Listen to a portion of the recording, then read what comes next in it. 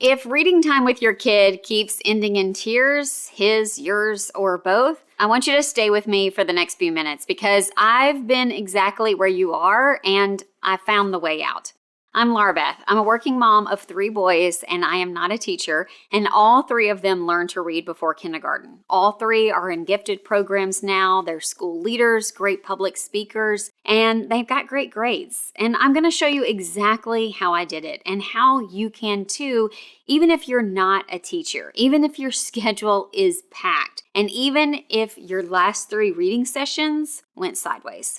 Here's what I hear from parents all the time. The more I try, the more he seems to hate it. She reads a word in 1 line and doesn't recognize it 3 lines later. Every session ends in tears, and I'm starting to dread it as much as he does. If any of that sounds familiar, that's not a you problem, and it's not a your kid problem. What's happening is what I call the meltdown cycle. The harder you push, the more they resist. The more your child resists, the more anxious you get about them falling behind. And that anxiety walks into the next session, before the session even starts. The problem isn't effort, you have plenty of that. The problem is that nobody gave you a method that actually fits real family life. Many speak to you like an educator, not a real parent's view.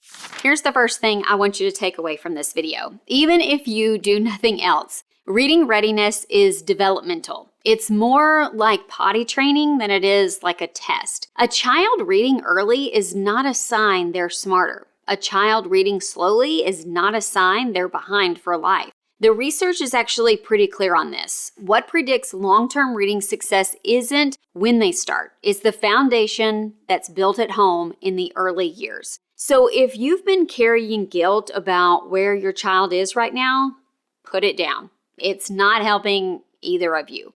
Here's the second thing. You do not need to be a teacher. You are not supposed to be a teacher. You are supposed to be your child's anchor in their life. And that is a completely different job.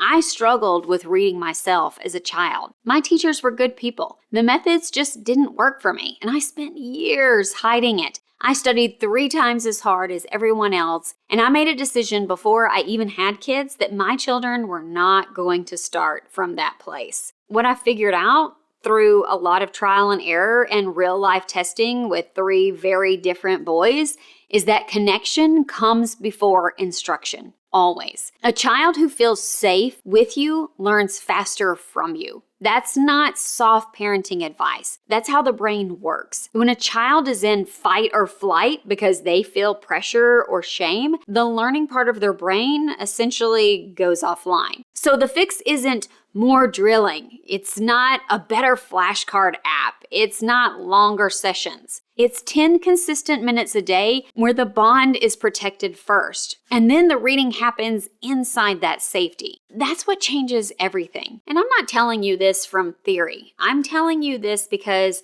I tested it in a full-time working household with 3 boys who were all completely different. One of them was fine sitting in the same spot every day. One needed a new location every 10 lessons or he'd check out. One flew through lessons so fast, I had to go back and repeat them just to make sure the concepts actually stuck. All 3 learned to read before kindergarten. All 3 are in gifted programs. My oldest was his school's SGA president. He's run his own podcast. They do investing. They've got great public speaking skills and high test scores and grades. That didn't happen by accident, and I used to brush it off, but I'm not anymore because I've found that parents want to know. That happened because we built a home where reading was normal, enjoyable, and never a source of shame.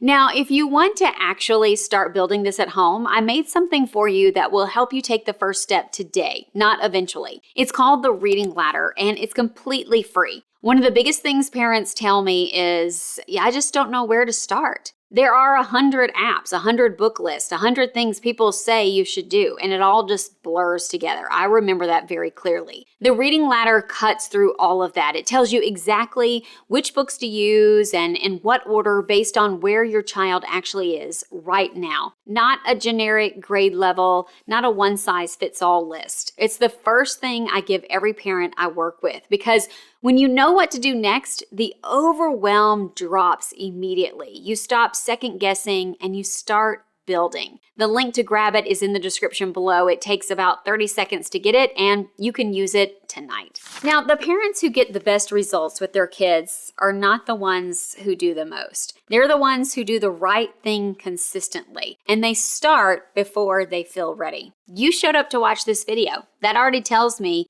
something about who you are as a parent.